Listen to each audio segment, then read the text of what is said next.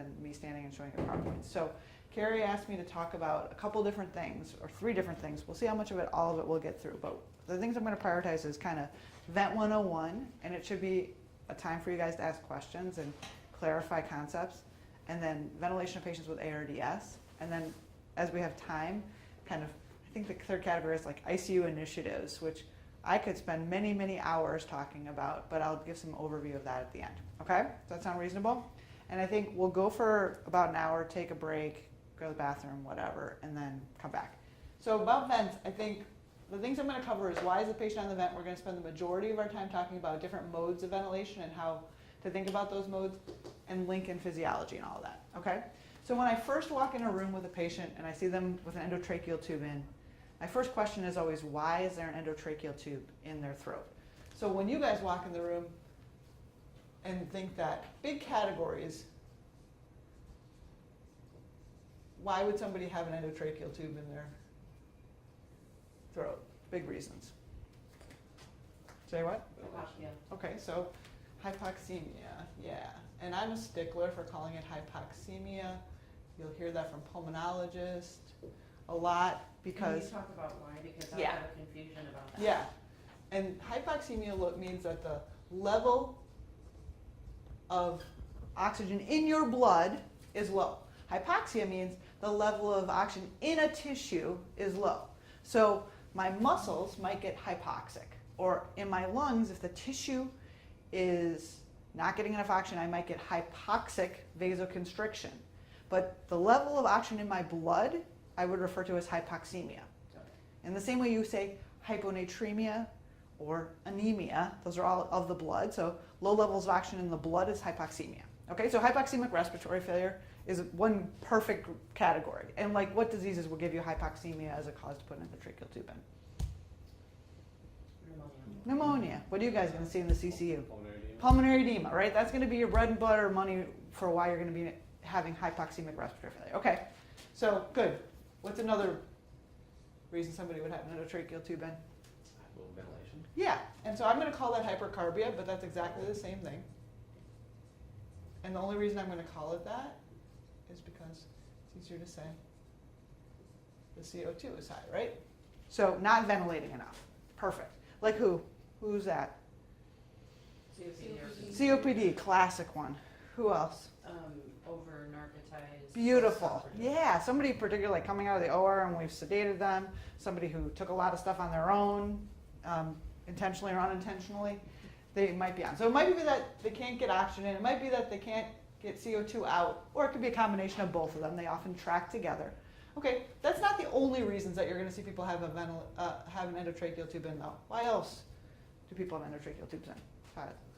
Prophylactically for structural reasons or surgeries or Yeah, surgeries. I'm going to, exactly. I'm going to call that airway protection. Airway protection, yes. And that's like, for Carrie, when she worked on the CTICU, I'm going to argue the majority of the reasons that people had endotracheal tubes in is they came out of the OR with an endotracheal tube in.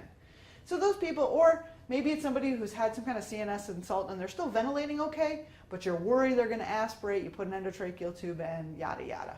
Okay? Anyone have another reason? So my fourth reason, and I think it's actually an important one for the CCU, is increased work of breathing. So they might not be hypoxemic yet. They might not be hypercarbic yet. But they're working real hard to breathe, and something else is going on, like they're having a big anterior wall MI. Their SAT's still okay. They're clearing their CO2, but they're breathing at 30 to do it, and you already know they're ischemic. You might intubate them to decrease their work of breathing. Or somebody's septic on multiple pressors, and they have oliguric renal failure, and they're delirious. You might, even though they're oxygenating and ventilating okay, put a breathing tube in. Or someone's hemorrhaging to death. We might intubate those people to control their work of breathing until we solve the problem. Okay? So, first time when I walk in the room, I say, why is this person on the ventilator? And why do I ask that question? Why am I asking myself, why is this patient on the ventilator? Or why is there an endotracheal tube in their throat? What's the second question I ask myself? Can we get it out? Can we get it out? And the only way that I know can we get it out is, have I fixed this problem? So I'm going to encourage you every time you pick up a patient who has an endotracheal tube in, you got to say, why did that tube go in the first place? Have we fixed that problem? Because the next question has to be, can we get it out? Okay? With me on all that? I use that as a framework to start because I want to talk about this ventilator settings relevant to this first one. Carrie beautifully did this, and my board's going to look nice, and gave this as the first one, hypoxemia. First, and then the rest of what we're going to talk about, ventilator mode settings, are really about how do you ventilate a patient, right? So what are the things on the ventilator that you would adjust to deal with somebody who's hypoxemic? Yeah, good. Go with the money, Todd. Yeah. The first thing I would do is I would increase the FiO2. Yes, absolutely. Right? Can you do that on the ventilator? Can you go in the room and do that? Temporarily. Absolutely. Yes, you can do that. Yes, you can turn it. For sure, you can push the button that gives you 2 minutes of high FiO2, if nothing else. But you can turn up the FiO2. That's an okay thing to do if somebody's hypoxemic. What else do we sometimes do to improve oxygenation? Catherine, what were you going to say? Just increase the rate or the. So increasing the rate or the tidal volume are going to be things that help us with clearance of CO2. Those are things that are more about ventilation. So sometimes we do something else. What other thing do you? PEEP, yeah. So say it with confidence, Beth. PEEP, yeah. So tell me why we might increase PEEP. Recruitment. Recruitment. So Carrie's saying, here's where I'm going to try to be an artist. It's probably not very good, but we'll give it a shot. Okay. So this is my 2 alveolus model of lung. Okay? It's like Pictionary. It's beautiful. Thank you. So Carrie's suggesting if I have atelectatic lung units that are closed, that if I give PEEP, I can recruit open this alveolus, okay, and increase my surface area for gas exchange and improve oxygenation. Because if this is closed and there's no oxygen getting in there, I'm not getting any oxygen into the bloodstream. Yes? Okay. I agree with that completely, and that's why PEEP's on there. Has anyone here ever turned up the PEEP and had the oxygenation get worse? Yeah? It does happen sometimes. Pathophysiologically, what would be the situation why would PEEP make oxygenation worse? Because I think appropriately Beth said turn the PEEP up, try that. If you're recruiting dead alveoli, or would you be increasing dead space? Okay, you're Or kind of. So let's talk physiology, because you guys are providers who are going to be delivering care to complex physiologic patients. So there is this spectrum over here. Put it right here. I'm going full bore pulmonologist on you guys right now. Here, ventilation is equal to perfusion. That's matched ventilation and perfusion. Over here, we're going to say ventilation is equal to nothing. And over here, we're going to say perfusion is equal to nothing. Okay? What is it called when there's an area of the lung that you don't ventilate at all, but you continue to perfuse? What do we call that? Shunt. That's shunt physiology. The blood is going through the lung, but it never sees any air. We call that shunt. What's the other end of this? There's no perfusion at all, but there's continuing ventilation. Dead space, yeah. Now, it ends up that only one of these actually contributes to hypoxemia, and it's this one, shunt. Shunt contributes to hypoxemia because if you have blood that goes through the lung and never has a chance to pick up oxygen, it's going to come out of the lung just like it went in with venous saturation, right? So shunt physiology contributes to hypoxemia. And all of the areas of VQ mismatch that are in this area are going to contribute to hypoxemia. But the stuff over here actually doesn't contribute to hypoxemia. Dead space doesn't make you more hypoxemic as long as you can increase your respiratory rate. So this part doesn't, but everything over here does. So, coming back to the comment that you made, Todd, you said, maybe it's because we increase dead space. And I'm going to say, I think you're on the right track, but it's really because you might increase shunt physiology. So if I look at this picture and I say, instead of this being an atelectatic lung unit, instead let's fill it with pus. Let's say this thing is filled up with pus. Okay, it's a pneumonia. You told me before pneumonia can cause hypoxemic respiratory disease. Okay, when I push with more PEEP, what happens to this alveolus when it's filled with pus? Yeah, that gesture's right. Nothing. Can I push pus out of an alveolus? I sure wish I could, but I can't. I wish I could. So if I turn the PEEP up, this lung unit is not going to get better. What's going to happen to this lung unit if I turn up the PEEP? It's going to get over-distended. So now it's going to get bigger and bigger, like that. What's going to happen to the blood flow to this alveolus now? It's actually, this blood vessel is going to get smushed. It may not get good blood flow. Good. So the blood flow is not going to go to my good unit anymore. Where is it going to go? To the bad one. To the bad one. So now I have more blood flow going through here, right? And now I have blood flow going by an alveolus that's not ventilated. We call that shunt. So PEEP could over-distend good lung, and in doing so, decrease perfusion to that good lung, funnel that perfusion to the bad sections, and increase shunt physiology. Does that make sense, everyone? This is an important concept. Because when we turn up PEEP, we're hoping to make things better and recruit open alveoli and increase surface area for gas exchange, except for when that doesn't happen. And when that doesn't happen, it's usually because this type of physiology is going on. Okay?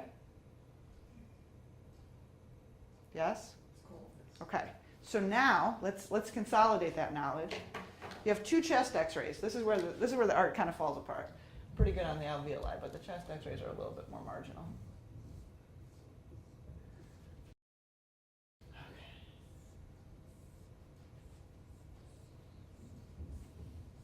Okay. You good on lungs and heart? You guys with me on that? One person has a chest X-ray that looks like this, a multilobar consolidation. And one person has a chest X-ray that looks like this, where it's hazy opacities throughout both lungs. Okay? This is chest X-ray A, and this is chest X-ray B.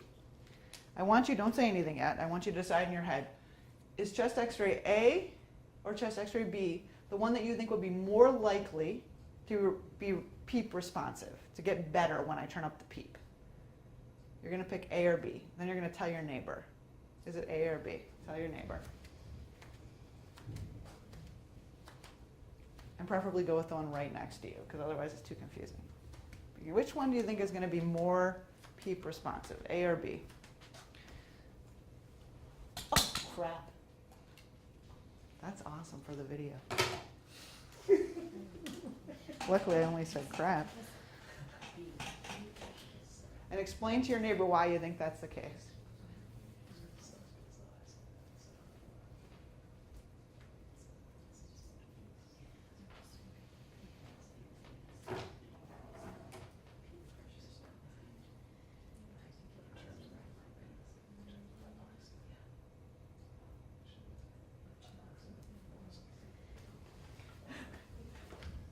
Don't worry, you're not being recorded. There's no mics on you guys. You can talk freely between the two of you.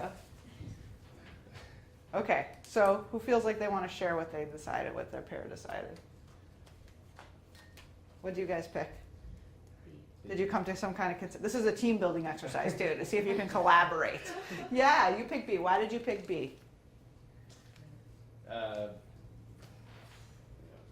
it's more, it's like a more diffuse picture, so thinking that it's not like a loculated type of a situation, so it would be more, you would be able to decrease hypoxia. You might have more recruitable atelectatic spots. Okay. That sounds true. Yeah. And I would save the word loculated for the pleural space. Right. Okay. Right. But you could call those areas consolidated. So these areas might be more consolidated, i.e. filled with pus, as opposed to this where there's more diffuse disease and more areas of atelectasis around them. Okay, I might be buying that. What did you guys decide? We didn't really agree. You didn't agree. Oh, the good thing we're doing that team steps, team core training. So what did you come up with? What did you guys think?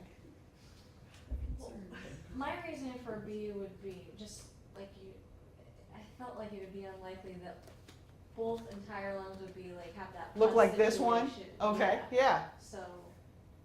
You, that's you why. said, this seems not like that, this one seems like that, so I'm gonna go with this one. Yeah, okay. What do you think, Catherine? I was giving an educated guess and went with A, thinking that the more isolated or the more patchy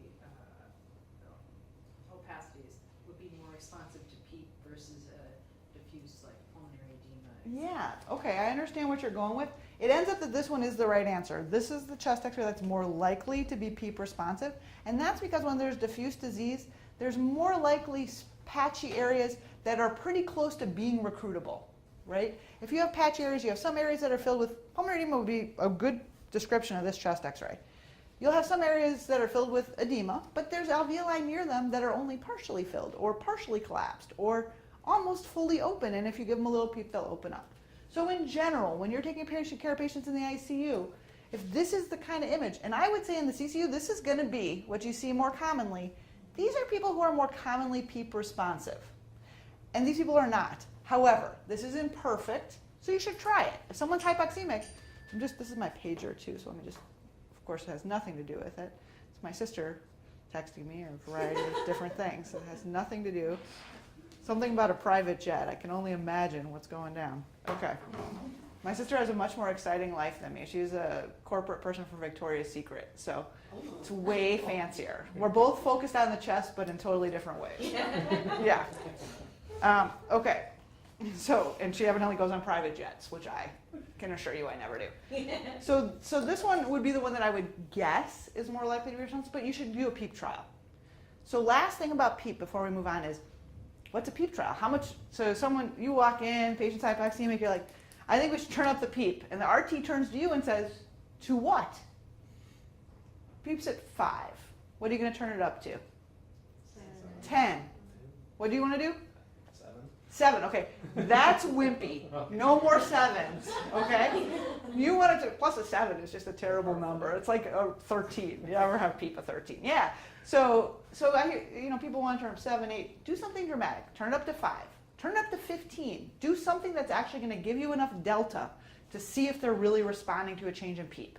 If you turn it up by a couple, it's not going to make a difference probably. So do something dramatic, okay? And then how quickly do you usually see the response to turning up the PEEP? So you could see a response pretty quickly. You could not see a response pretty quickly, and the patient could still be PEEP responsive. So if they don't tank their SATs, right, this is going to happen quickly. If you turn the PEEP up and you cause more shunt physiology, you're going to see it quickly. And if that's the case, then turn the PEEP down. If you turn the PEEP up and it doesn't change anything right away, that does not mean they're not PEEP responsive. Give them more time. Leave it up for like 30 minutes. Go do other stuff and come back and see, are they creeping up? Because it could be that you have these little atelectatic areas and you have to give them a little bit more time to open up, okay? So quickly know it's a bad decision. May take a little time to know it was a good decision to turn the PEEP up, okay?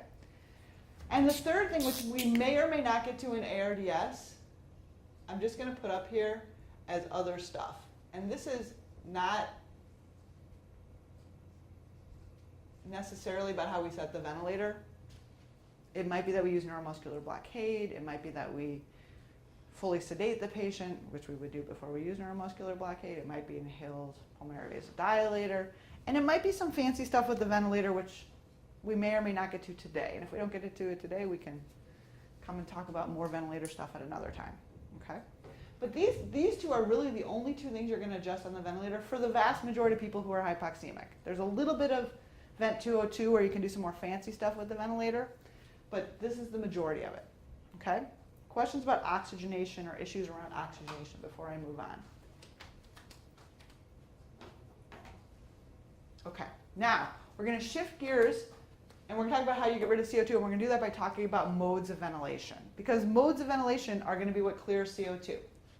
So let's build that actually here. Who knows?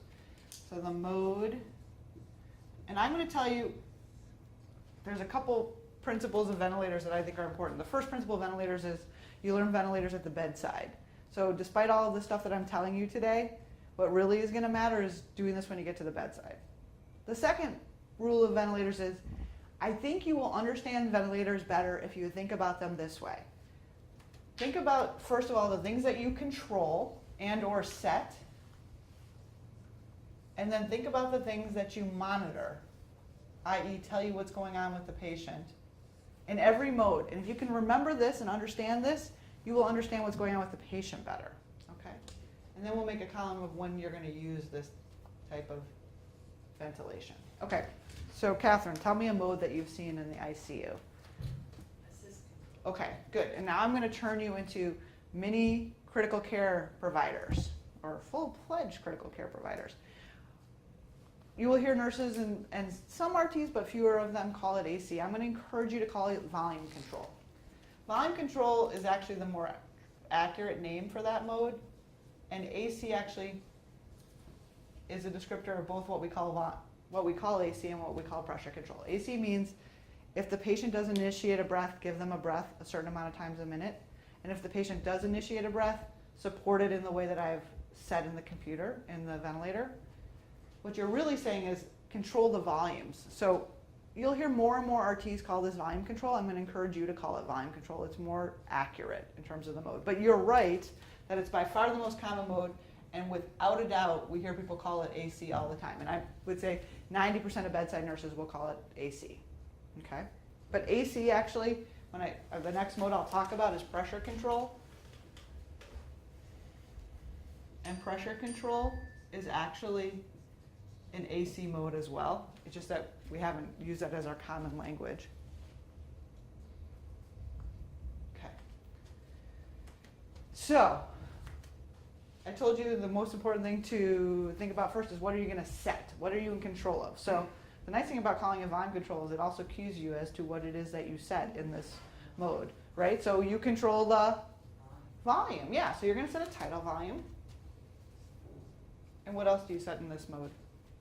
The rate. I'm going to call that a frequency here, but yes, that's the rate. Good. There's one other thing that the RT sets that you are actually in control of in this mode. Flow. Excellent. And the third thing is flow. I'm going to be a little OCD and erase that pressure control, move it down a little bit. There's enough space.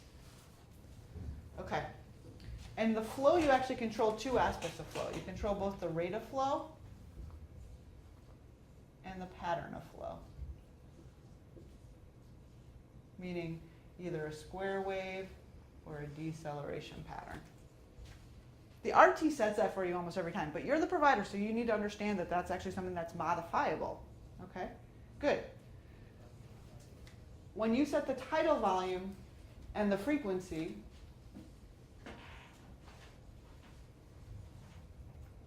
you're effectively setting a minimal minute ventilation. That's your minute ventilation. So when you use volume control, you know that at least, let's say you started off with a patient in this setting, and where'd that black one go? I don't know. Oh, here it is. Let's say you said, okay, I'm going to set it at a tidal volume of 500 and a rate of 10. You're going to know that patient's going to at least get how much minute ventilation? So 500 times 10, or 5 liters per minute. 5 liters per minute. Now, if you decide you want to put a central line in, Carrie goes in to put the line in. She doesn't give the patient any Lido. She just starts sticking the patient in the neck. It's terrible. Patient gets super agitated, breathes at 30. What are they going to get for a minute ventilation? 30 times 500, or 15 liters. Okay? So what this is saying is, if I go in and fully snow the patient, or I give the patient a paralytic, they're going to get 5 liters per minute. They can get a lot more than that, but at least no matter what, they'll get 5 liters per minute. Okay? Would that be a reasonable amount to start with? What's a normal minute ventilation? What's my minute ventilation? 8. Yeah, 6 to 8 probably. 6 to 8. It's close to what your cardiac output is, right? You kind of match your cardiac output with your ventilation. Cardiac output's a little bit less, maybe 5, but cardiac output and ventilation should match each other. So you might say 500 by 10 wouldn't be a good place to start. You might start at 500 by 14 or 500 by 16 or something like that. And if the patient came in with a PCO2 of 100, you would start with a minute ventilation that's a lot higher, right? So when you first pick ventilator settings, you got to be thinking about that. Do I need a normal minute ventilation? The patient just got intubated because we were doing a procedure, and they're fine, and we just want to put the tube in while we're doing the scope. They're getting endoscopy, and then we're going to take it out. Fine, then give them 6-7 liters per minute. But patient came in because they're hypercarbic. Well, then I better set my ventilator differently. Okay? So this is what you're in control of. What are you monitoring to understand the physiology of the patient in this setting? Well, the minute ventilation. Well, No matter you'll- what you set it at, you Yep. might be over breathing it Yes, I agree with you. at an ABG. Okay, all of those things are good. I'm not going to not write them down, but I'm going to tell you before you are monitoring those things, there's another set of numbers that I think are more important to understand in terms of patient's physiology. I agree with everything you said, though. Pressures. Pressures, yeah, and this is a big principle of the ventilators. If you control volumes, you monitor pressures. If you control pressures, you monitor volumes. You will understand the physiology of your patient by looking at those things. So what pressures do you monitor, Carrie? What pressures? Both the peak pressure and the plateau pressure. Perfect, exactly. You want to monitor both the peak and the plateau. So let's take a second to talk about that because that's an important thing to understand. Okay, so here is time. This is how the ventilator looks. This is pressure on this axis. And you see something that looks like this, right? This is how the pressure tracing looks. And Beth, if I wanted to get a plateau pressure, what would I do to get a plateau pressure? And expiratory pause. And And expiratory. try again. Inspiratory. Yes. Yeah. So, and I know that his name isn't Beth, it's Todd, but it's all good. And inspiratory hold gives me a plateau. Yes? Okay, so let's label this. This pressure right here is our peak, right? Let's put a different color there.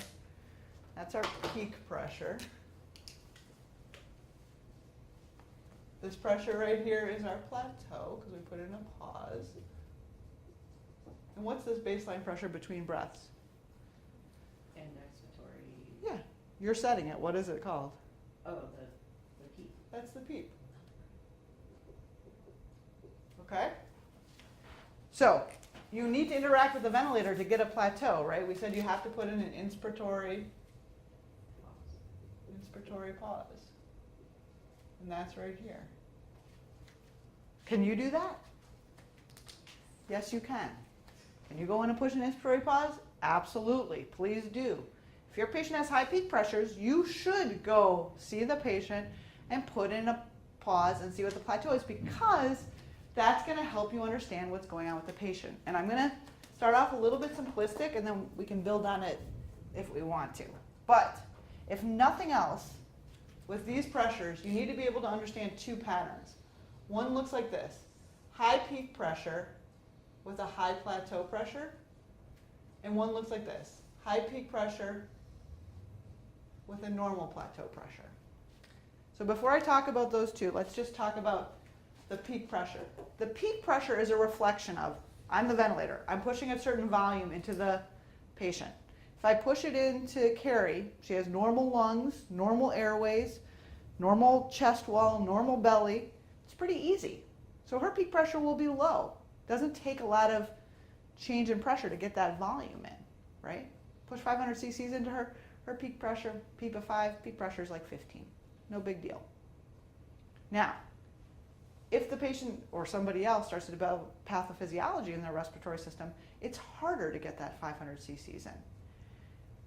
And this peak pressure is going to be a reflection of overcoming both the resistance of the airways and the compliance of the respiratory system to get that volume in. Okay, so peak pressure is going to reflect both resistance and compliance. The thing about putting a plateau pressure in is it's going to help me distinguish between, is that peak pressure high because they have a lot of airways resistance? Or is that peak pressure high because their lungs and respiratory system are stiff? Okay? So this picture is going to be how I distinguish between those two problems. This is important because this is what you're going to do when you troubleshoot a patient who has high peak pressures, right? Let me take a step back. Neither of these two is the most common reason someone has high peak pressures. What's the most, did everybody here work as a bedside nurse in the ICU at some point? Yes, right?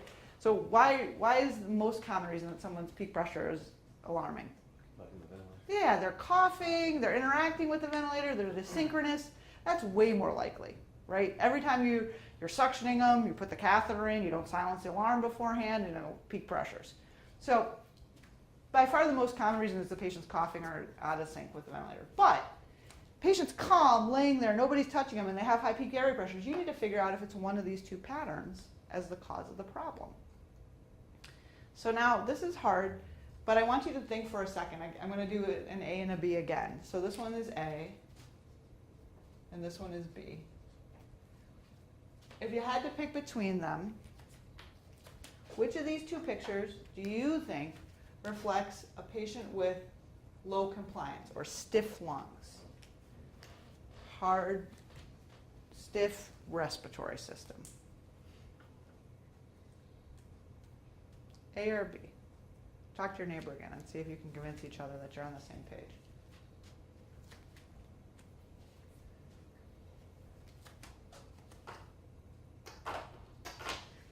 You actually have to talk, though. It's impossible. Unless you guys are really good and can intuit the answer from each other. And you've spent so much quality time together, you can just say, I know.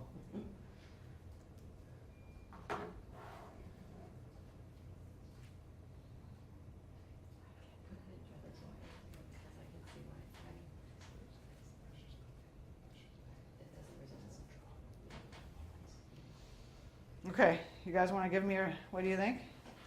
I think it's A. Okay, say it with confidence. I think it's A. You're right, it is A.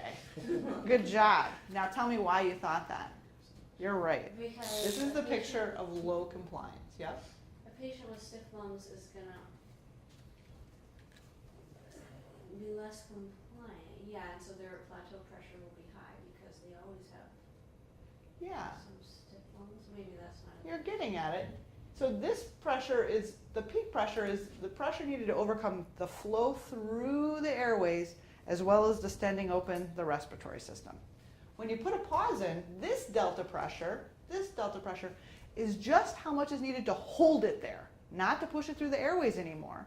So we need a big change in pressure to hold it open because those lungs are stiff and they want to come right back in. As opposed to this picture where it took a lot of pressure to get that volume in, but now when I just hold it there, it's actually not that hard to hold it. It only takes this much pressure to hold it in because the lungs themselves aren't very stiff.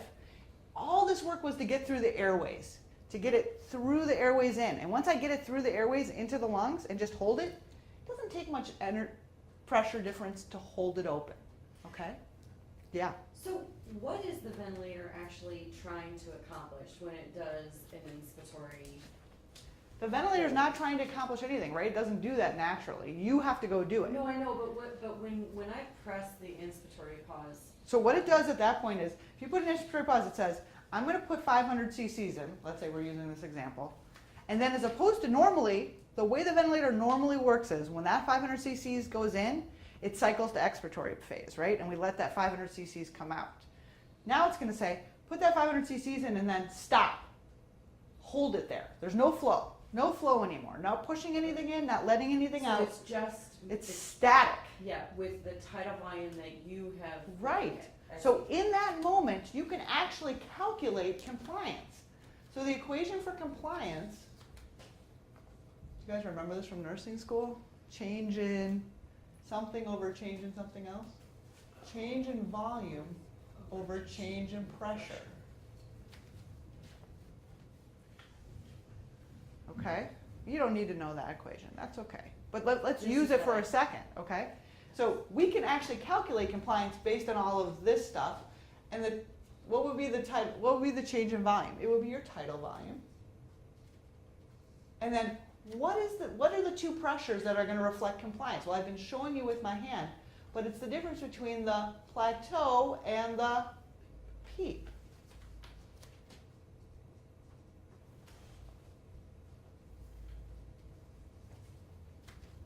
that delta pressure, so let's do it mathematically if you're a math person. If this delta pressure, plateau from PEEP, is a big number in the denominator, compliance is low. If that delta pressure is small, like this one, small number in the denominator, compliance is high or normal. Okay? So this distance right here,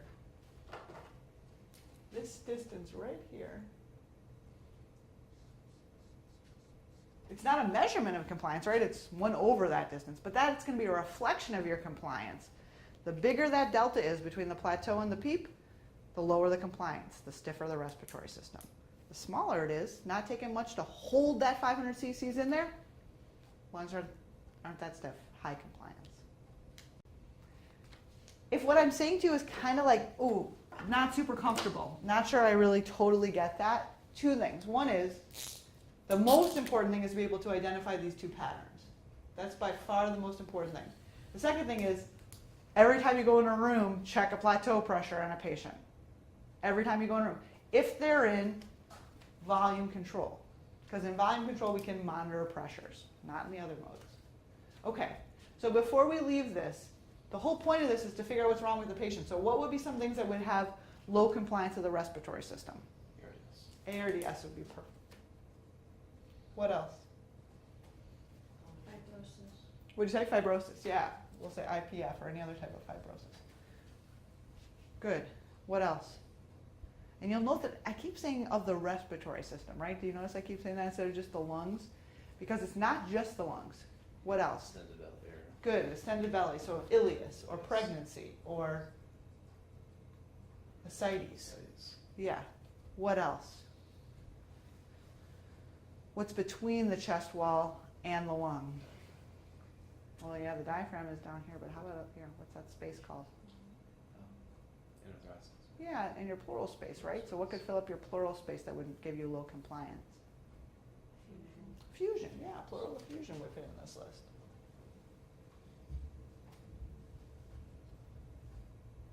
Flash pulmonary edema would fit in this list. If you suddenly flash, put a lot of edema into your alveolar spaces, it's going to make your lungs stiffer. Pneumothorax would fit in this list. You just tried to put an IJ and you gave the patient a pneumo, they're going to look like this. Right mainstem intubation is going to look like this because you're putting the whole volume into half the space, and it's going to look like this. Okay? So pneumothorax, right mainstem.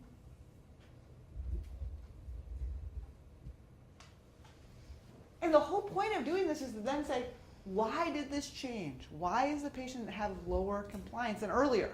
Or you put the patient on the ventilator, you do mechanics at the very beginning, and you say, why is this patient's respiratory failure distinguished as low compliance? Oh, I think this is brewing ARDS. Something like that. Okay? How about high resistance? What are the things that give you high resistance? Secretion. Secretions would be classic. Lots of gunk in the airways. You suction them. What else? Tumors. Tumors, yes, if it's beyond the endotracheal tube. So airway lesions, yeah. You might see that. I doubt it, but you might. Bronchospasm. Yeah, bronchospasm is high on this one.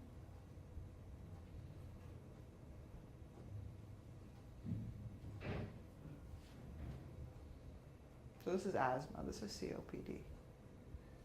Biting the endotracheal tube does this, right? That's why your peak pressure when they bite the endotracheal tube. Small endotracheal tube would give you a high peak airway pressure that would look like this. So if someone gets intubated emergently, they get a 6.0 tube. You check their mechanics are going to look like this. So the way I think of this is I start at the ventilator and I work my way all along the tubing through the endotracheal tube, so gunk in the endotracheal tube, secretions and liquid in the tubing, main airways, tumor in one of the airways, smaller airways, bronchospasm, secretions. Where in that pathway am I missing something that's causing an increase in resistance? So one of the really nice things about volume control is you can monitor peak and plateau pressures to understand what's going on with the patient. It is one of the best benefits because everything else I'm going to talk to you about, you can't do this. And more importantly, you will sound smart when you talk about the ventilator, because that's what I'm really here for you, is to make you sound smart. If you only talk about peak and plateau pressures when you're talking about volume control. Because in the other modes that we're going to talk about, pressure control and pressure support, you're setting these. Okay? And I'll go on to that in a little bit more in a second. Okay. Questions about any of this? This is important. Yeah. Why does ileus cause decreased compliance? Good. So ileus, so the bottom part of your chest wall is your belly. So if your belly gets big, it's going to push up on your diaphragm and make it harder to get that air into your chest and make it stiff, low compliance. So gravid women, anything that's going to distend your belly. Morbid obesity, even. Okay. Other questions about this? Okay. When do we use volume control? When have you seen it? Have you been in the unit? When are we using volume control? Almost all the time. Almost all the time. And it's our default full support mode. I'd say pretty much anybody who gets intubated gets put on volume control in this hospital. And I would say for the vast majority of patients with ARDS, we almost always put them, at least to start with, on this because we're going to target low tidal volumes, and we can do that better when we control the tidal volumes. Okay? Good. Good on volume control? That's the one you're going to see so much more often than anything else. You got to know this one. Carrie. On cores, Mm-hmm. this is referred to as AMC. Is it AMC or CMV? Is it CMV?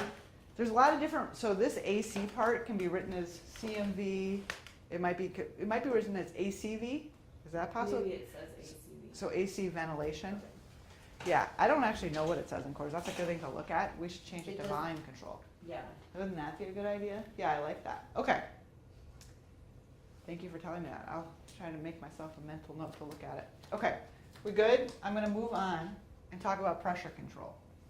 So pressure control, I think you will see this. I'm going to suggest that probably not a lot of cardiologists are going to do a lot of pressure control because they may or may not have used it recently.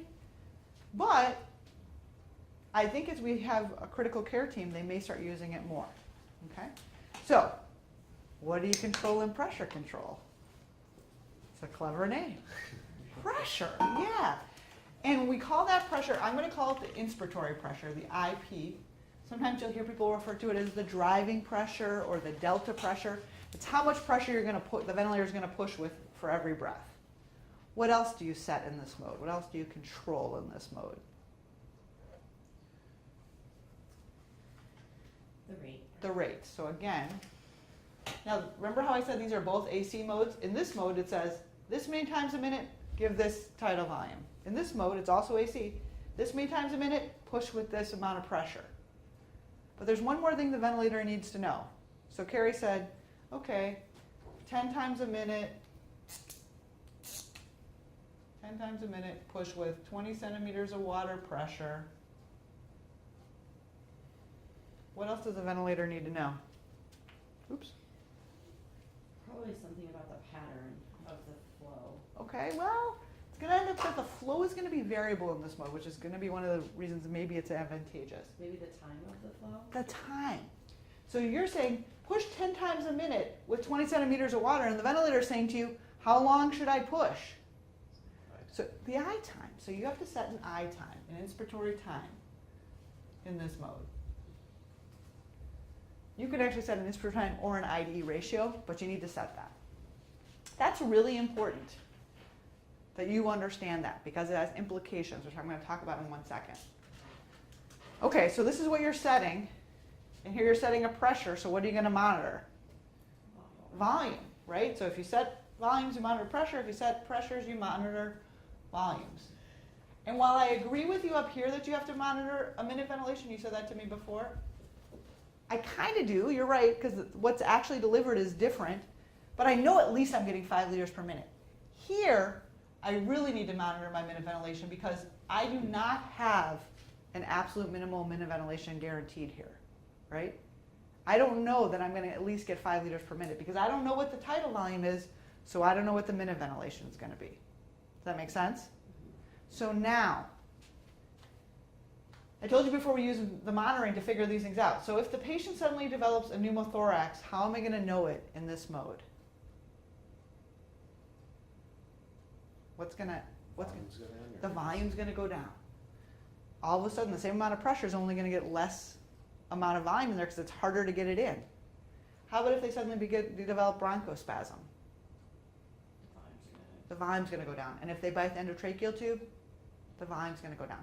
So, in this mode, the way you know that something's changed is because the tidal volume changes. But you cannot distinguish between if it's a compliance problem or a resistance problem. You just know something changed with their mechanics that's causing that tidal volume to fall. Okay? Does that make sense? So one of the advantages of volume control, one selling point might be, I can do mechanics and try to distinguish what's the pathophysiology that's causing a problem with this patient. Here I really can't do that. And I said this before, but in this mode, I said don't measure the plateau pressure, because in this mode,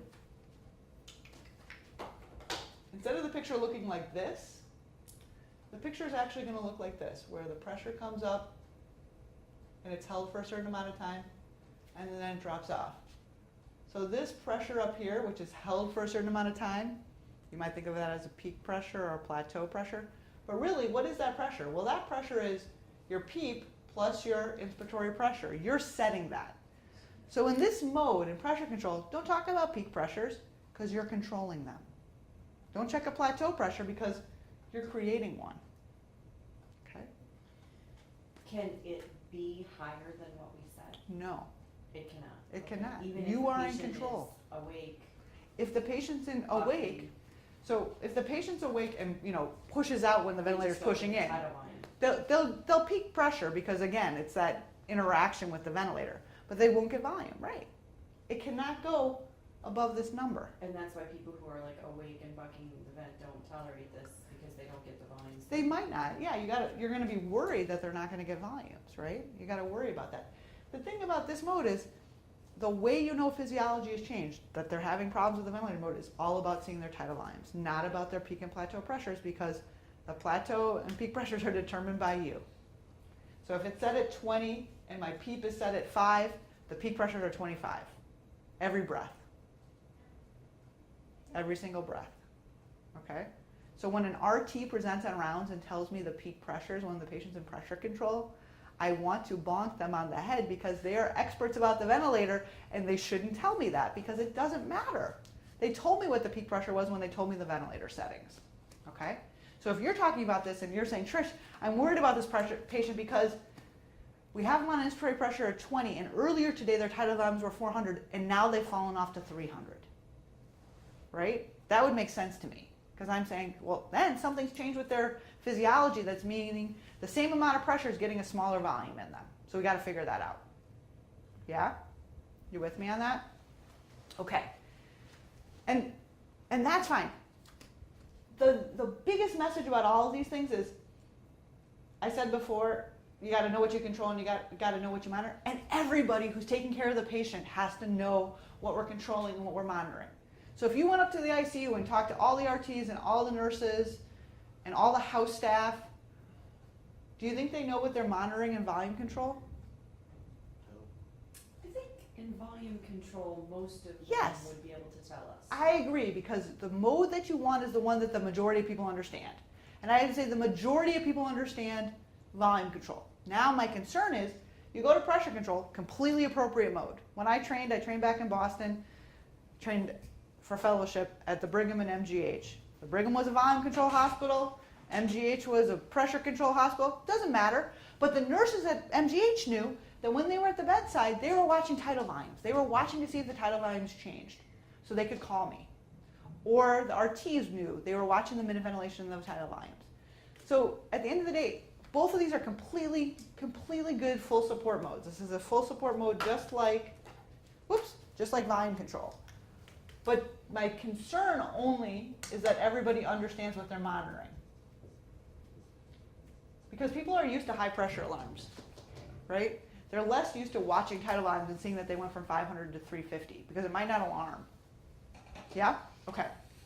So then why is it that at 2 a.m. on many a night in the ICU, patients get switched from volume control to pressure control? I don't know why, but it happens all the time. what is the conversation between the advanced practice provider or the nocturnist or the resident and the RT at the bedside? Why do they end up switching them to pressure control? They're not just trying to screw with me, I'm pretty sure of that. But that might be occasionally why they do it, but I don't think that's the majority of the time. Why do they do Because this? the patient wasn't tolerating the other mode. Good, exactly. That's almost always what it is. The patient couldn't tolerate volume control. And so they say, I want to switch over to pressure control. I say, okay. There is a plausible reason why that might be more comfortable. So you will hear people say that they switched over to pressure control because of the need for comfort. Now, I don't always agree with them, but, and this comes to that concept where you guys before told me that here I set flow. Here, flow is variable. And so flow looks something more, instead of like a square or a declining line, it looks more like this. Or it looks like this. Or it looks like this.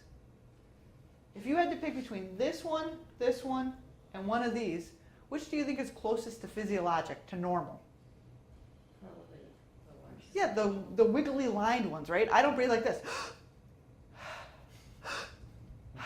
Or I don't breathe like, I can't even do it linearly, right? But this was the one we had as the first ventilators. This is not physiologic at all, right? We don't breathe in continuously and then drop off. We made this one to seem more physiologic. It slows down, the flow slows down as I come up to tidal volume. It's kind of, or when you yawn. It slows down as you get up closer to where you're gonna then exhale. But this is really how flow goes. It's quite variable. So it's a legitimate argument, sometimes, that the patient might like flow that's variable better than one of these flow patterns. That's legit. So it's worth trying. It's okay to try it. Now, I don't like it at 2 a.m. because who knows what else is going on at 2 a.m., but this concept is not a bad one to understand. The other reason I always hear people say is their pressures were high. Their pressures are high because something's going on with the patient. It has nothing to do with the ventilator. The pressures are high because something's happening to the patient, and you got to figure it out as opposed to switching modes, okay? But we sometimes do this to try to get people more comfortable. Questions about that? Yeah. In your next talk, I would like to talk about PRVC. Yes, we can talk about PRVC, and we can even talk about PRVC today if you want to. Am I going to overwhelm people who aren't feeling good with the ventilator right now if we talk about a third mode? Yes? No? Maybe? Catherine's like, you might lose me here? Okay. Okay, let's talk about PRVC for a second. And we'll finish with that and then take a break. Okay? So, there is another mode. This is the other middle of the night favorite of RTs. And that's fine. Pressure, its name is terrible. Regulated volume control. Now, it's going to break all my rules, which is going to kill me, but it's okay. We'll put a line in here because it's a rule breaker. So, I'm going to tell you how PRVC was made. Okay. It's kind of relevant to the next topic anyway. So, there's some principles of ventilating patients with ARDS that focus on low tidal volumes, right? We'll talk about that more after we take a break. And we want to hold true to that concept of keeping a tidal volume at a certain size. But people were like, but I think patients are maybe more comfortable when the breath is delivered in a pressure-delivered breath style. So could we create a mode that targets a specific tidal volume, kind of holds true to a specific tidal volume, but delivers breaths this way? And they created PRVC. Okay, and I'm just going to tell you about it, and then we'll see if it makes sense. What they said was, what I'm going to set or control is a targeted, not a delivered, a targeted tidal volume. This is what I'd like to get into the patient. And this is a full support mode, so I'm going to also set a frequency. But I'm not going to push that tidal volume in. I'm going to give a driving pressure that's going to be variable, trying to target that tidal volume. So, just like in pressure control, I'm also going to set an I time, so how long I want to hold that pressure. Now, I'm going to anthropomorphize the ventilator and make it a sentient being for a second. So the ventilator, you set this and say, I'd like you to get 500 cc's in 10 times a minute. Okay, so the ventilator on the first 3 breaths on the ventilators we have says, okay, pushes 500 cc's in, pushes in, does it again, does it again. And the ventilator looks at this and says, how hard was it to get that 500 cc's in? What was the peak pressure?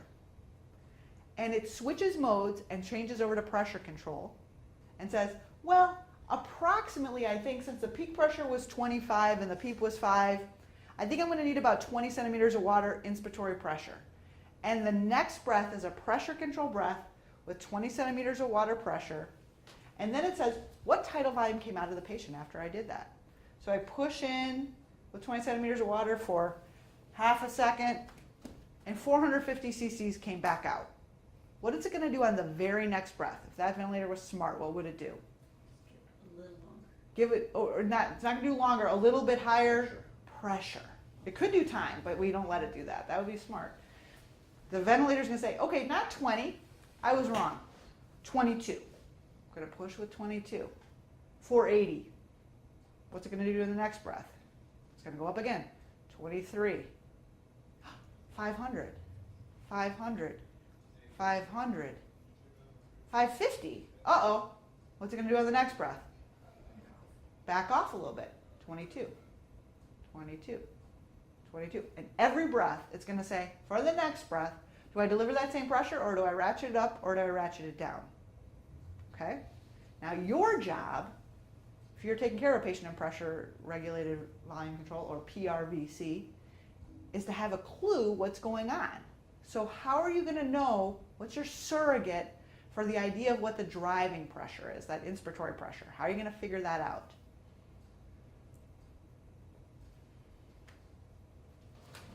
Because if you, Look at the screen. good, good, you got to look at the ventilator. That's always a good starting point. Look at the ventilator. That's good, yeah. What measurement on the ventilator are you going to look at? So the volume is not going to tell you, because the volume is going to be going up and down close around 500. So here's the tricky part, but it's not that tricky. You guys can do this. You're going to look at the peak pressure, but you're going to use the peak pressure in a little bit of an interesting way. You're going to do the peak minus the PEEP, and that's going to reflect to you a surrogate of what your inspiratory pressure would be, right? So if your peak pressure is coming out at 20, it's going to look like this. It's coming out at 20. You're going to say, oh, I know there's 5 of PEEP. This is up at 20. That driving pressure is around 15. That inspiratory pressure is around 15. And you're going to keep monitoring your peak pressures, because they're telling you how hard that ventilator is pushing the breath. And I'm going to draw it right here for a second. You're going to see something like this. It's going to look like this for a breath. And the next one's going to look like this. And the next one's going to look like this. The volumes are all going to be the same. But what you're going to see is that the peak pressures have gone up. But most importantly, what's happened is this was your inspiratory pressure in the first breath. This was your inspiratory pressure on your second breath. And this was your inspiratory pressure on your third breath. So something's changing with this patient's physiology, right? The ventilator is having to push harder to get that same volume in. Okay? So it's kind of like volume control. You're setting a tidal volume and you're monitoring a peak pressure. You just have to think about it a little bit differently. And the reason it's important is it could be that none of this will alarm. This could be that the peak pressure here is 20 and the peak pressure here is 30. None of that's alarming, but something's changed dramatically with your ventilator, and that your driving pressure, that inspiratory pressure, is a lot bigger to get the same volume in. Okay? That's PRVC. So you're monitoring the inspiratory pressure. mhm. That's not like a peak times peak minus peak. No, That's that's, like, you're monitoring the peak pressure, which you're really trying to figure out the driving pressure, which is your peak Right. minus your PEEP. Right. Yes, thank you for clarifying that. Yep. So you might hear people say, let's switch them over to PRVC. You're going to hear people say that most commonly when patients have ARDS, because they're going to want to stay at 6 cc's per kilo tidal volume. They want to try to keep it a targeted tidal volume, but they think they might be more comfortable with these pressure control style breaths. The most important thing is you got to then understand what the physiology of the patient is. Okay? So you're going to go in and say, okay, that's all well and good, but what are our peak pressures? And what does that tell me about how much driving pressure is really required to get that volume in? And if the driving pressures are having to increase, Mm-hmm. which I'm sure you can set alarms on these things. You do set alarms on these things, yep. But if your inspiratory pressure Mm-hmm. is increasing, Mm-hmm. then you would worry about decreased compliance Yes, issues? you'd worry about all this stuff. Everything here could lead to that problem. All of it. So, All of yeah, it. there's no way to. No it's distinguishing. just- Yeah, okay, shoot. And so this is why it makes, whoops, sorry, that was terrible. This is why it makes me nervous, is because you could have the machine kind of increase, and nothing will alarm. Nobody will notice that that's happened until you get to the point where there's an alarm. Until you get to the peak pressure of 40. And now it alarms, and now you go see it. But you went from 20 to 40, there's no alarm in there. And the ventilator just kept saying, okay, you need a little bit more pressure, I'll give you a little bit more pressure. Now, it's also nice because if the patient's getting better, what it'll do is it'll decrease the pressure. That's nice, that's a good thing. We know that we don't decrease pressures quickly enough if you leave it to the docs. I'm going to extrapolate to advanced practice providers that you probably do the same thing that we do, is just not pay attention to it enough. So if I was selling this as a respiratory company, I'd say, well, it'll turn down the amount of support you need as the patient gets better without you having to do it. Okay, that's true. But I worry about the fact that something could be changing with the patient's physiology, and the ventilator's just going to keep adjusting to it. Bump, bump, bump, bump, bump, bump. So then what I've seen is that during rounds when then we want to know what the plateau pressure Good. is, we ask the respiratory therapist to walk in, change them to a volume control, rope mode, check the plateau pressure, and then we talk about that. Yep, that's exactly right, and you can do that. You would say, okay, change them over to a tidal volume of 500 in volume control, and check a plateau. Let's see what the peaks are. Let's check a plateau. Let's get our mechanics to understand this, and let's switch them back over. And that's okay. You could do that in pressure control too. You could say, we've been running with a tidal volume in the 4 to 500s. Let's switch them over to volume control with that same tidal volume and see what their mechanics look like. You can do it in both. It's totally appropriate. I think the biggest take home that Carrie illustrated nicely is the only time you're going to check peak and plateau is when you're in volume control. Okay? And all the rest of these, because you're doing pressure delivered breaths, that's meaningless. So you're not going to do that here. Okay? Questions about any of this stuff? We're going to take a break. All right, I'm going to get out of your way. You get a break too.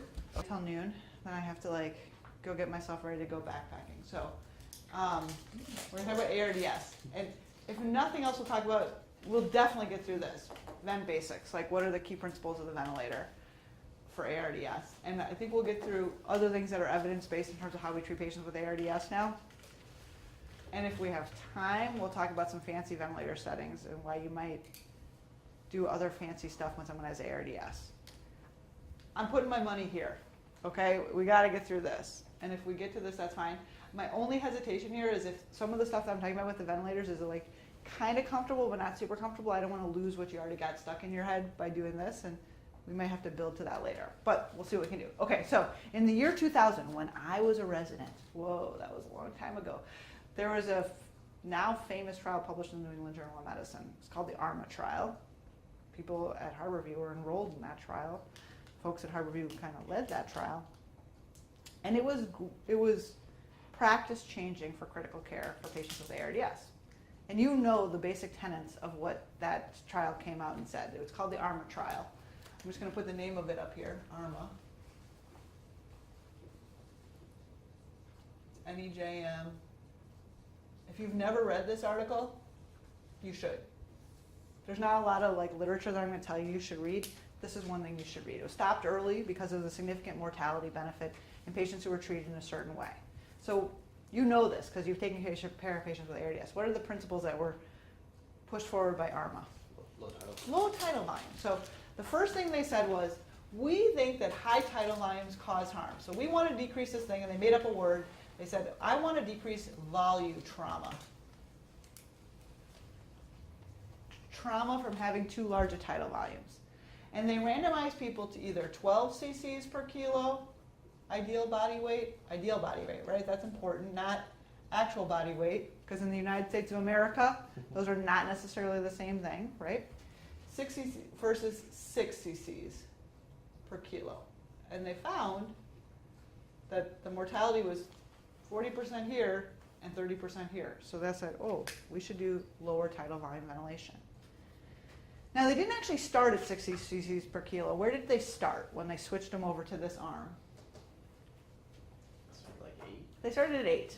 And I'm going to encourage you to start at 8. That's what the RTs will do. They'll start at 8 because there's some challenges associated with lower tidal volumes, which we'll talk about. But then they kept stepping down, trying to get down to 6 cc's per kilo ideal body weight. Now, they sought that out, but sometimes they went even lower than that. They went as low as 4 cc's per kilo. And that's because they were also checking another measure.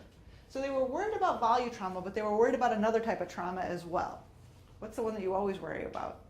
Barotrauma. They said, well, we know that ventilating people with ARDS results in barotrauma. So they also want to make sure they decreased barotrauma.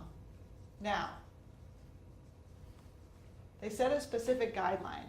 Do you know what they monitored to say, I want to avoid high pressure problems in these patients? Not the PIP. What's the other pressure? Plateau, less than, I'm gonna guess 26, add 4 to that. 30. You got it. Yeah, plateau less than 30 centimeters of water. So, by definition, all these patients were in volume control. They said, set it at 6 cc's per kilo ideal body weight tidal volume, and then check your plateau pressure. If the plateau pressure is not less than 30, keep going down in the tidal volume as low as 4 cc's per kilo. 4 cc's per kilo is really little. Tiny, tiny, tiny tidal volumes. Okay? So, remember what we said before? What are the determinants of minute ventilation? Tidal volume and rate. frequency. Tidal volume and rate. Remember this? Minute ventilation is equal to tidal volume multiplied by frequency. So if you're getting small, small, small here, what are you going to have to do here? Go way up. So it's often common, that's a good sentence. It's common that, or it's often true, that as we go down in the tidal volumes, we can't increase the frequency enough to get back to normal. And the people who did the ARMA trial said, we're going to accept that. We're going to say, it's okay if your CO2 is higher than normal. We're going to tolerate that. And what do we call that phrase? Permissive hypercapnia. So the third principle here is they said, we're also going to allow permissive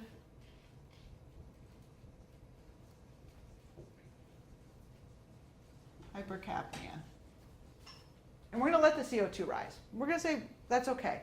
Now, they actually let it rise higher than you're going to see a lot of us do it in the ICU, but do you know they targeted a pH. They said, we want the pH to be greater or equal to, do you have any idea? You would think it would be something so conservative, but it's not. It was 7.15. It's harsh. The thing is, people actually tolerate hypercarbia pretty well. Now, you got to think about this in the setting of your critically ill patient. Many of our patients have a pH of 7.15 not because of hypercarbia, but because of a metabolic process, right? They have lactic acidosis, they have DKA, there's something, they have an ischemic leg and that's causing their lactate to go up, they're septic, whatever. So there's other contributors to your pH being low, and you might make some different decisions based on the whole constellation of the patient, but for this trial they said, we want to maintain the pH greater than 7.15. These are the big tenets of the ARMA trial. Okay?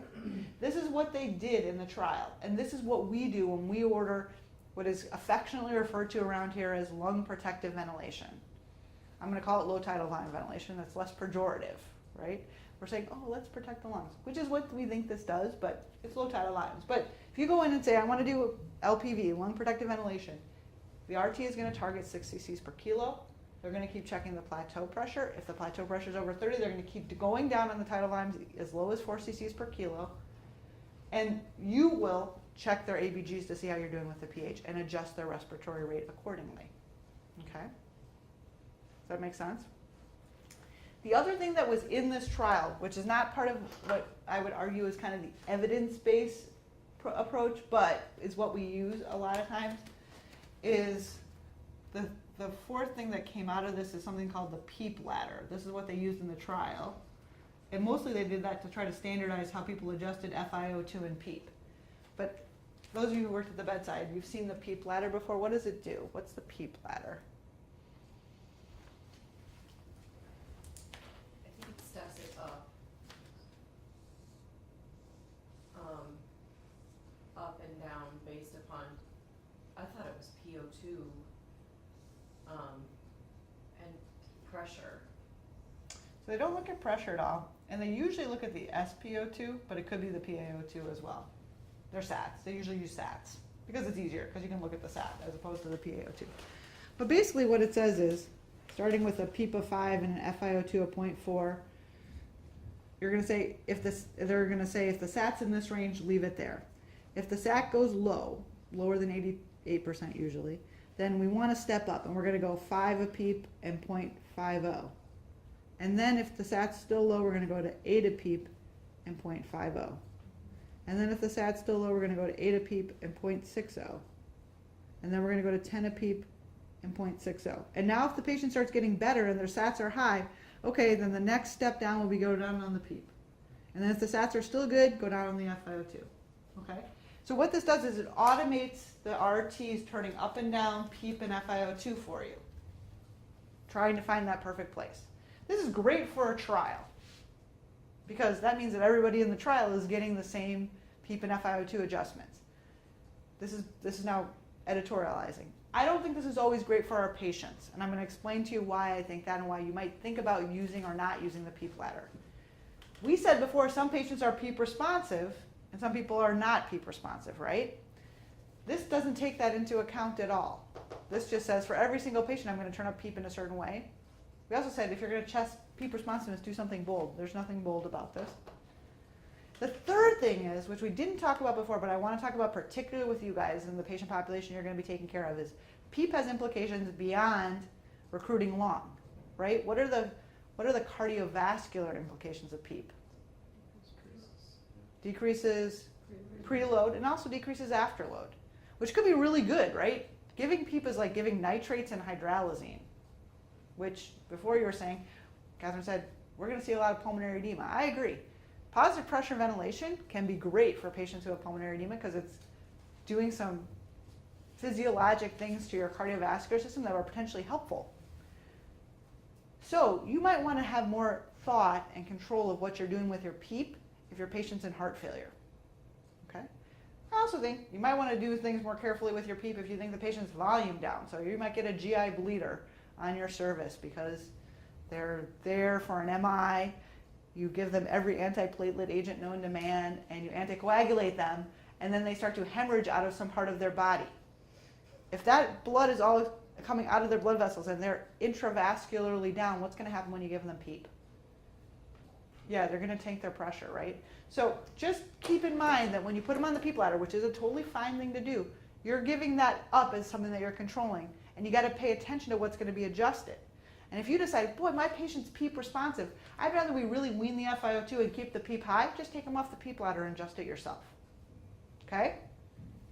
So these are the key principles of the initial ARDSNet group trial called ARMA. And like I said, if there's any one paper that I'm going to say today that you should read, it's this trial. It's like old school New England Journal of Medicine in the old style of the articles. It's still worth reading. Okay? Now, this group went on to do a variety of other studies. They did a trial called Alveolus.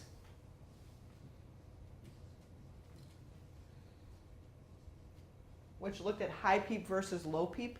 So they did a low PEEP ladder and a high PEEP ladder, and they found no difference between high PEEP and low PEEP. Okay? So the results of this trial were no difference in terms of mortality. And getting off the ventilator and getting out of the ICU. All the things that we would say are probably meaningful. No difference in high PEEP. Now, I'm going to argue to you That's because we lumped everybody into the same bucket who has ARDS, and not all patients that have ARDS are the same. They're actually quite different. And I should have started with this, shouldn't have assumed this. So let's come over here for 1 second and say, what are the actual criteria to call someone ARDS? They actually changed in 2012 when we went to something called the Berlin definition. So ARDS. What do you need? Give me one criteria, Catherine. Like a week of being sick. So, okay, I think that's exactly right. It has to be acute onset, and they said it has to be less equal to 7 days. So it needs to have happened in the last 7 days, okay? With a clear inciting cause. Like what? What are the clear inciting causes? Like what? Aspiration. Aspiration, what else? Pneumonia, give me more. Sepsis. Big MI, maybe. We're going to talk about that one in a second, but yes, you could get it. What would you see over if you were at a Harborview? Trauma, yeah. Massive transfusion. So they said it has to be on acute onset within the last 7 days, and you have to have a cause. Okay, good. Beth, give me something else that tells me it's a criteria for ARDS.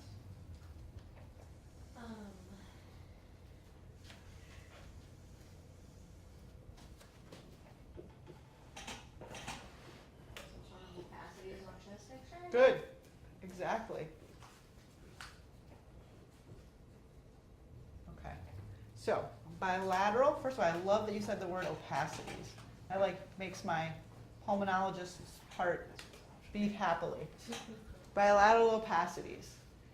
In the old days, we just said you have to have bilateral opacities. When they made this new definition, the Berlin definition, which was published in JAMA in 2012, they said, well, there are things that cause opacities on the chest x-ray that we really don't think are consistent with ARDS. And so they made some exceptions. So what things might give you bilateral opacities that you're going to say, that's not ARDS? Pulmonary edema. So no, that's going to still count. I'm going to talk about that more in a second. So pulmonary edema is still going to be there. Think totally outside the box. Like what things might look like haziness on your chest x-ray, but aren't. Yep. A layering effusion. and Perfect. They took the chest X-ray when the patient was laying Good. completely flat. They said, but not, I don't think I'm misspelling effusion here, but not effusions. And what if the patient has a huge mucus plug and their whole right lung? It's not ventilating. Exactly. So not collapse. That doesn't count as ARDS. And then the one that you won't think of but is important is those opacities can't just be a bunch of nodules. If someone has metastatic thyroid cancer and they have nodules on both lungs, they have bilateral opacities, but that's not ARDS. So they were specific about it. This was new. Okay, good. So you gotta have something acute causing something to go on. You have to have bilateral opacities on your chest x-ray. Carrie, what else did they say? P to F ratio. Good. So they said this is hypoxemic respiratory failure. But we're going to make it a very specific type of hypoxemic respiratory failure. We're going to grade it by the PaO2 to FiO2 ratio. And in the old days, we used to call it acute lung injury if the PF was kind of higher, and ARDS if it was lower. They said, screw that. Let's call it all ARDS, but let's use the PF to give the severity of the ARDS. So they made 3 categories of severity: mild, moderate, and severe. Does anyone have any idea what the cutoffs for those were? 2 to 300. Yep, this is 2 to 300 for mild. I'm going to be inclusive because I can't remember which way the 200s go, but This one, 100 to 200. 100 to 200 was moderate, and less than 100 is severe. Okay? So when you talk about someone with ARDS, you should refer to them as severe ARDS or moderate ARDS or mild ARDS based on their PF ratio. Now the last criteria, Todd, you might know it, I don't know. Do you know what the last one was? I don't want to put you on the spot because it's bad to be the number 4 and 4. But this one's really relevant to you guys. In the old days, what did we say about the left heart? Oh, you have to. We used to say you have to have a normal wedge. We don't ever put a PA line on these patients, so we don't say that anymore. But more than that, they were more liberal, and they said, well, pulmonary edema from a cardiogenic cause can look a lot like cardiogenic edema from a non-cardiac cause. That's what this is. This is leaky capillaries causing pulmonary edema, as opposed to what you guys are going to see more often, which is increased hydrostatic pressures because of left heart failure pushing fluid into the alveolar spaces.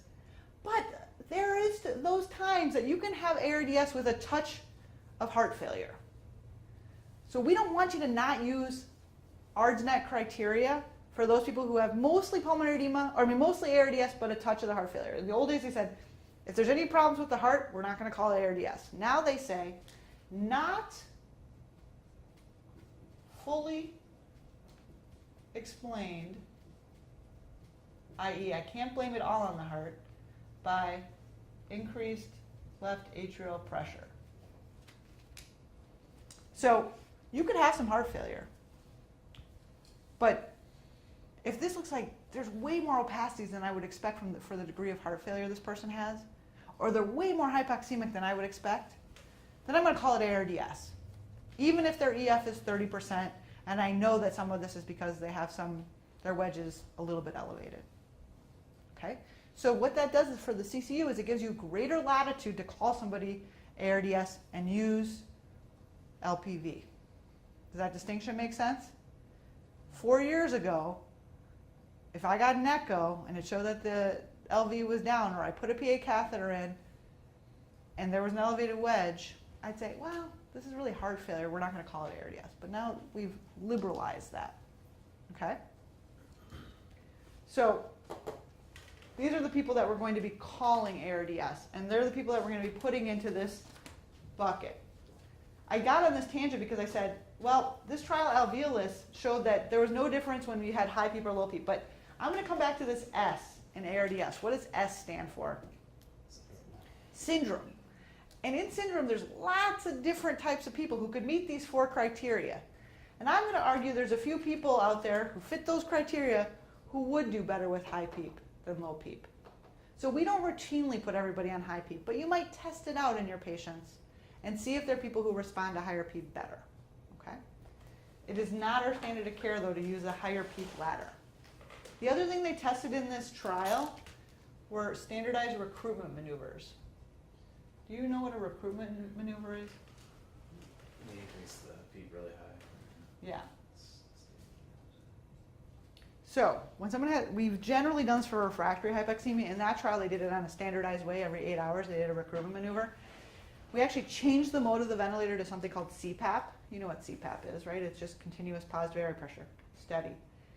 And if you do a recruitment maneuver here, the way we do it is we turn it up to CPAP of 40, right? That's like PEEP of 40. That's pretty high. And we hold it for about 40 seconds. That's a recruitment maneuver here. In this trial, they did 30 for 30 seconds. And what they're trying to do is go, and hoping all those atelectatic alveoli go pop, pop, pop, pop, pop, pop, pop, open. And then let them exhale, but don't let them go back down too low. Keep your PEEP up high and breathe them up a little higher, hoping that you're recruiting lung. What they found was there was no difference in the same outcomes if they did regular recruitment maneuvers. We still use that for people who have refractory hypoxemia to try to get them to oxygenate sometimes, but we don't do it as a standard of care because there's no evidence to support it as a standard of care. Okay? Has anyone here been in a room when you've done a recruitment maneuver? So what are you watching when you're doing a recruitment maneuver? Plateau. Well, the plateau pressure is by definition whatever you set the CPAP at, because it's just going to Yeah. hold it there. Boop, boop, boop, boop, boop. What other things are you watching? Oxygenation. Yeah, you're watching. Is it working? You want to say, is the SAT coming up? You're hoping the SAT's coming up, 80, 81, 82, 83. What else happens when you do a recruitment maneuver? Has nothing to do with the ventilator. Yeah, what happens? You're right. Yeah, your blood pressure goes down, because if you inflate your thoracic cavity high enough, what happens to your venous return? It goes way down, like it goes to 0. Not quite, but yeah, it goes way down. So people get hypotensive when you do recruitment maneuvers. So if you do this as a part of a treatment of refractory hypoxemia, you're going to be watching the pressure. The good thing is when you take the CPAP away, it usually comes back because you give venous return back. But you should know, this second trial was done, and I would say it does not really change our practice. Okay? There was a third trial that was done. It's called Lazarus. I'm not even going to write it on the board. It was Lazarus. This is for the cardiologist. That was the pulmonologist trying to be as clever as the cardiologist in naming their trials. So it was Lazarus because it was late phase ARDS, steroids and late phase ARDS, trying to resurrect the patient from the dead with steroids late in their course. So they gave all these patients steroids late in their course, and there was no difference in giving steroids in ARDS. So we don't give patients steroids regularly in ARDS. Okay? I'm not going to belabor that because I don't think you're going to hear people suggesting that. But if somebody does suggest that to you, you say, I don't think there was a mortality benefit based on Lazarus. That's all you have to say. Okay? That sounds good when you said. This is also in New England Journal of Medicine, Lazarus in New England Journal of Medicine. The third trial that is worth hearing about is the FACT trial. And this looked at fluids and catheters in ARDS. It was a trial that they randomized people into either getting a PA line or not getting a PA line, and aggressively removing fluid versus conservative removal of fluid. Okay? So, I'm going to give you kind of the take home on this because there's too much to go into. The first thing is, did they find that there was a benefit in putting a PA line and using a PA line to guide your management in patients with ARDS? The answer is no. Okay? So, you will see lots of people with PA lines in. But those are being used to tailor their therapy in heart failure or whatever else that the cardiologist wants to do. You're not going to put a PA line on somebody just because they have ARDS because we know that there was no difference in their outcomes when we did that. So, no delta with PA line. However, what they did find is they had exceedingly complicated, more complicated than we're able to replicate here, algorithm for diuresis in these patients. And what they found was the patients who were on the more aggressive diuresis algorithm versus the less aggressive diuresis algorithm did better, which was like proof of the kind of old saw of pulmonary medicine, which is dry lungs are happy lungs. Yeah, and so what they showed was that people who were more aggressively diuresed as soon as they were hemodynamically stable in the setting of ARDS got off the ventilator a day earlier and got out of the ICU 3 days earlier. So, in general, and then this is important for you guys because it's going to kind of cross over with people having pulmonary edema. The drier the lungs, the happier the lungs. Trying to get them wrung out sooner gets them off the ventilator sooner. So I'm just going to write this down. This is not what their true trial showed, but we'll say dry lungs equals happy lungs. Not a mortality benefit, not like ARMA, but gets them off the ventilator sooner and gets them out of the ICU sooner, which I would argue are both important outcomes. Okay? And then there was a trial looking at statins. Did statins help ARDS? No. They help a lot of other things, but they did not make a difference in treating people with statins. There was a trial that looked at giving people albuterol. Didn't make a difference. And that was really the sequence of trials. Oh, there was a trial about early feeding and giving antioxidants. Didn't make a difference. So the ARDSNet kind of ran out of stuff. They kept going and going and going. We've ended ARDSNet, and we're opening this group called PEDAL and doing a whole other set of investigations about ARDS. But really, after this first trial, there was no other trial by the ARDSNet group that showed a mortality benefit in what we did in their treatment. However, there is a group in France that has published in the last 4 years 2 trials that have shown benefit to 2 other interventions that I think you want to consider in patients with ARDS. This goes into the other stuff. So what are those 2 other interventions that we have evidence for now that has a mortality benefit in treating patients with ARDS? I know you've seen at least one of them. I've probably seen both of them. Proning. So the first one is proning. That's actually the latter of the 2 studies. It's more recent of the 2 studies. Again, published in the New England Journal of Medicine. So the trial done in France, multi-institutional, randomized, but obviously not blinded because it's pretty obvious to tell that somebody is prone, of proning. And we had evidence before this trial that you could flip people over and you could make their PaO2 and their SpO2 better, but it didn't have a mortality benefit. This had a remarkable mortality benefit. So remarkable that the mortality in the intervention arm was 18% in the intervention arm. Okay, before I told you we were talking about mortalities in the 40%. And these were people with moderate to severe ARDS. It's a remarkable mortality benefit. So it's interesting that they showed a benefit. So did they do anything different? So the answer is yes. a little side note. You will find that in critical care, and maybe in cardiology too, you guys have to tell me after you've been working on this for a while, in this world for a while now, in the CCU. There are a cohort of people who are early adopters who are like, sweet Jesus, there's a study that improved mortality, we gotta do it. Everyone's getting proned. Everyone's gonna get cooled. Everyone's gonna get whatever. Tight glucose control. Everyone's gonna get activated protein C. And then there's a group of people who are skeptical of all interventions. No, I don't believe it. Sure, hundreds of hospitals were enrolled in this study, but I still don't believe it. Oh, the way they designed the study is biased. Oh, boy. And we're never going to adopt that. And probably somewhere in the middle is where we want to fall. Proning, I think you will find, as you talk to intensivists, you'll see two groups here. There are some people who are like, this is good data. These are good data. They come out of a good randomized controlled trial in France. I believe it. And then there's skeptics who say, no, we had a bunch of trials before this that didn't show a benefit, so why should we do it? My opinion is it's a pretty good trial, and they did some things differently, so I think it probably is worth thinking about early proning in patients. So the first thing that they did that was different was they did it early. We have generally done proning when people have refractory hypoxemia as a last-ditch support when we can't oxygenate people. They did not do that. They did it early, and they did it actually before this definition was made, and they did it in people who had a PF ratio of 150 or less, so kind of moderate to severe, not so refractory we can't oxygenate you at all. So I'm going to call it moderate to severe ARDS. So early meant within the first 48 hours of presenting with ARDS. Okay?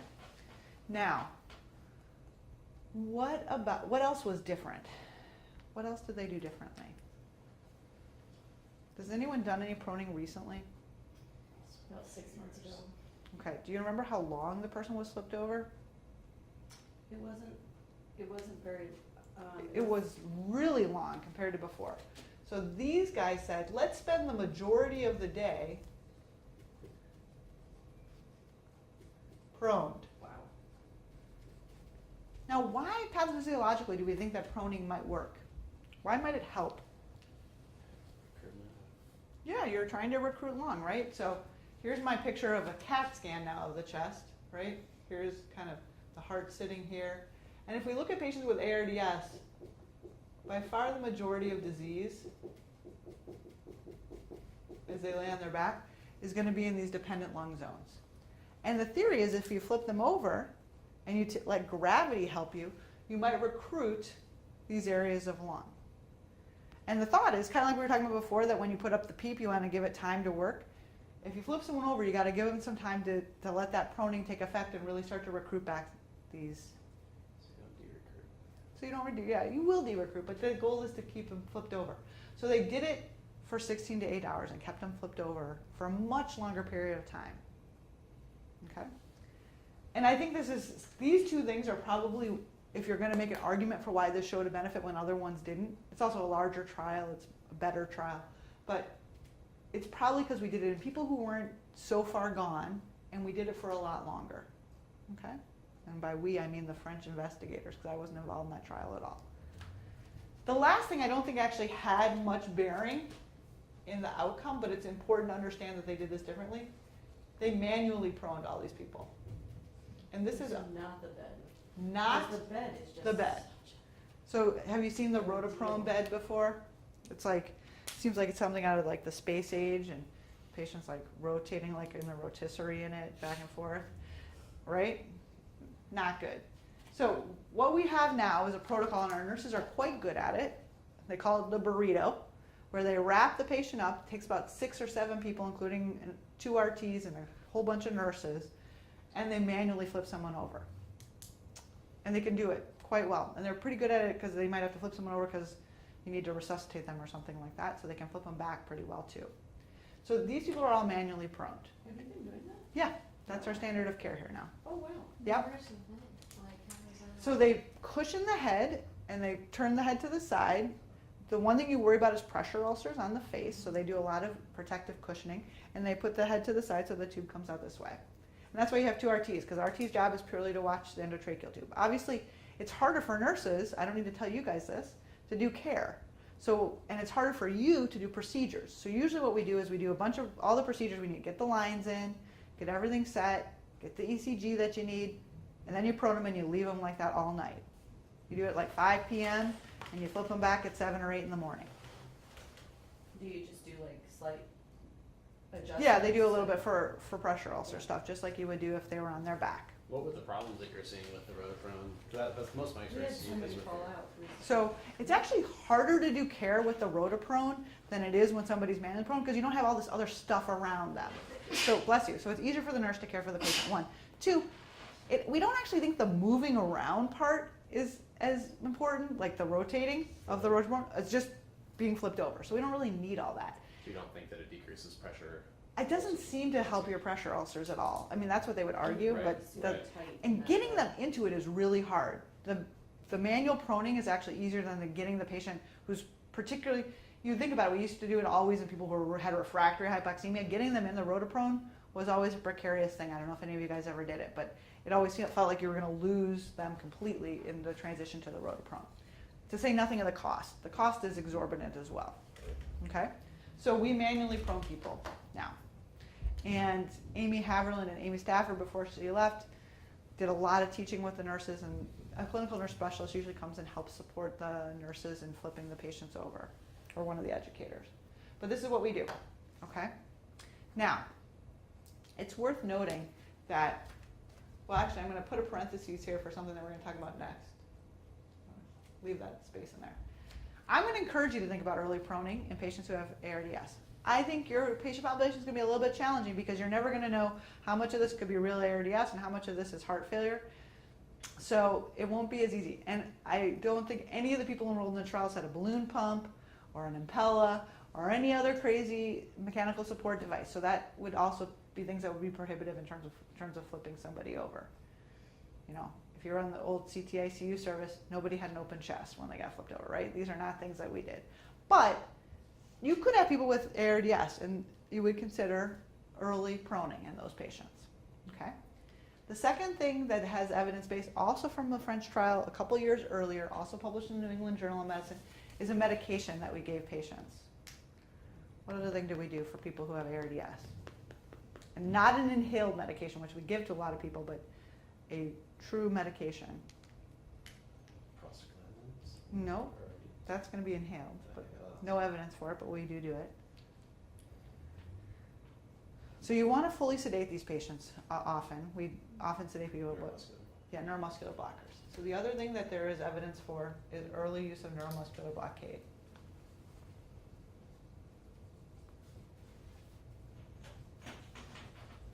So again, a randomized controlled multi-institutional trial, patients with moderate to severe ARDS.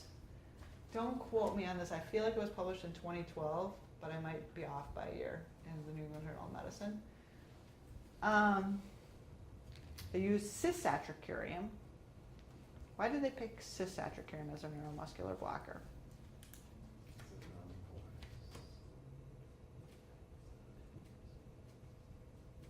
How is cisatracurium cleared? Non-renally? Non-renally and non-hepatically. It's cleared by Hoffman degradation, so it breaks down because of esterases in the blood. So you don't have to have functional kidneys or liver to use cisatracurium. So in critically ill patients, this is your drug of choice for people who need neuromuscular blockade. Now you'll see in our hospital we often use vecuronium. It's purely a cost thing. But if you have liver or kidney problems, you should use cisatracurium. Do we have it available? Mm-hmm. Okay. Nimbex is its I know trade it name. wasn't, I thought it was gone for a while or something. It might have been gone for a while. I can't remember, but I think we actually had more of a VEC shortage than we had a cis shortage. So right now, though, we definitely have cisatracurium if you want it. But you might get a call from the pharmacist saying, can we use VEC? If the patient's kidney and livers work fine, then I would use vecuronium. What's the method again? How it's great? For vecuronium, No, for cisatracurium. it's called Hoffman degradation. It's that there's plasma esterases that break it down in the bloodstream. So you don't need your functioning kidney or liver. Okay?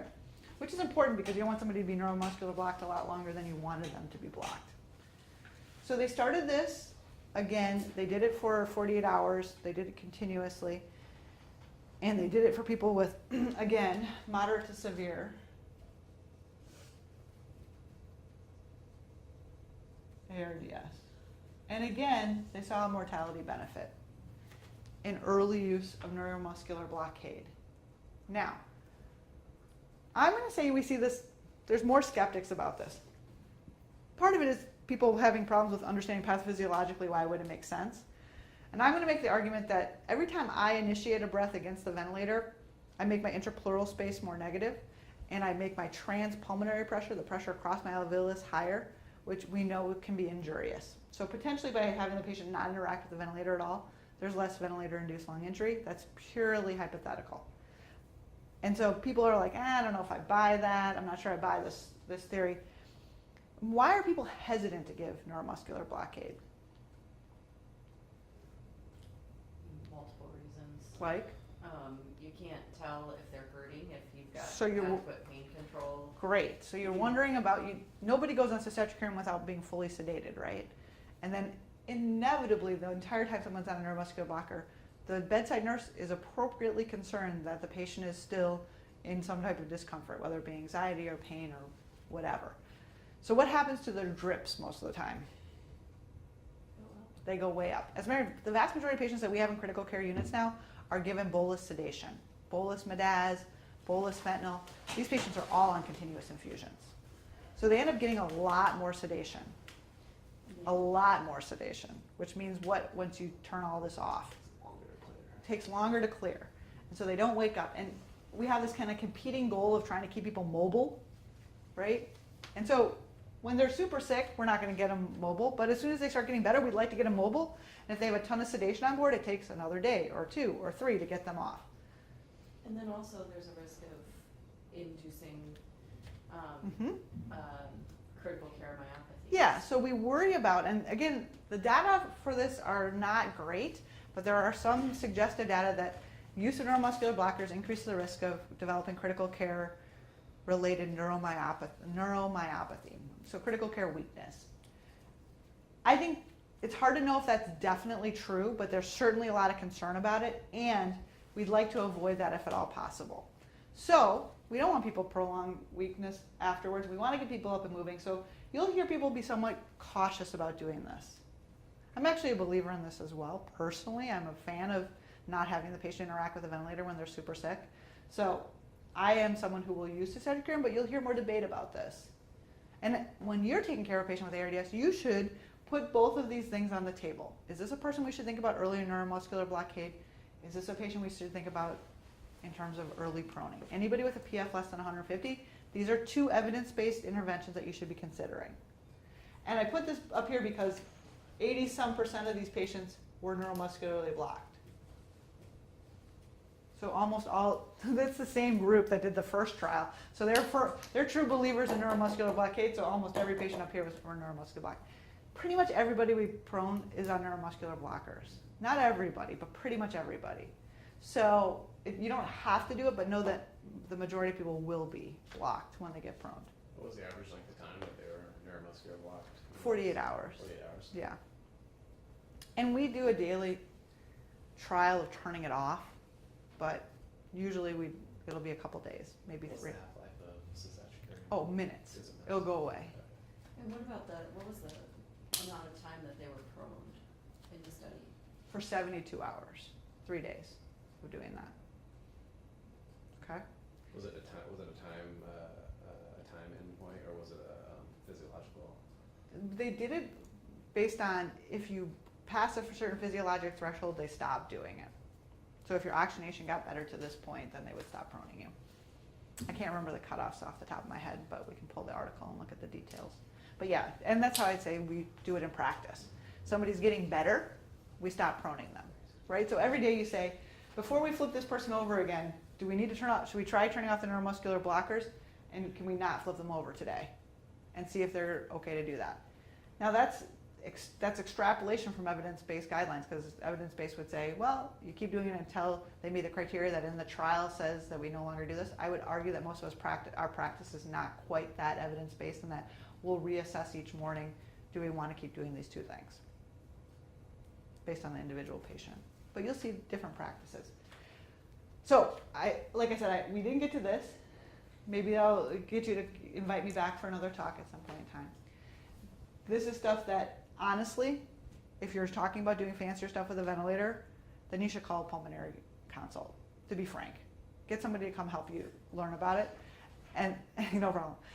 Or your cardiology person is comfortable enough as an intensivist to guide this. So it should be either some type of intensivist, whether it's a cardiac intensivist or pulmonary critical care intensivist, anesthesia, whatever. But you should never hesitate to call pulmonary if you're feeling like you're stuck up against a wall in terms of dealing with someone with bad ARDS. Our goal is that the CCU becomes a service that can handle those things on their own. But as we grow into that, it may be that you want some guidance on this, and you shouldn't hesitate to ask somebody who's done more vent management to come play with you on that a little bit. Okay? So big take homes for this talk. My big take homes, really, if you take nothing else, it's this stuff right here. What the ARMA trial showed in terms of lung protective ventilation and what you would write for with LPV orders. With the subset being, think about whether you do or don't want a PEEP ladder, and think about that thoughtfully when you're ordering initial vent settings for somebody with ARDS. This is really just some icing on the cake, and then I think the other big take home is to say, think about early proning and think about early neuromuscular blockade in these patients. And probably once they're stable, think about drying them out a little bit. Okay? Questions about any of this stuff? All right, it is noon on the dot, according to my watch. So I'm going to stop there and say, all this stuff is great. I'm going to end with the same principle I started with. You don't learn about the ventilator in a room with a whiteboard. You learn about the ventilator at the bedside. So when you start in your practice, I strongly encourage you to grab an RT, grab a pulmonologist, grab a cardiologist, grab a critical care doc, like one of the CTICU attendings, whomever, and go look at the ventilator together. Because the only way you get comfortable manipulating the ventilator is to really understand the ventilator. And that definitely has to happen when you're at the interface with the patient. Okay? Are you doing a session with like Federico or anybody from RT just playing with ventilators? No, but we can plan Maybe for the that future. during the mock Yeah. period. We've got a lot of time. I think that would be a good thing too, just to get comfortable with the machine. Not that you're going to be changing ventilator settings, that's what the RTs do, but I think the more comfortable you are with it, the better it is. All right? All right. Thank you guys very much. More to come at various points in time. Thank you for listening.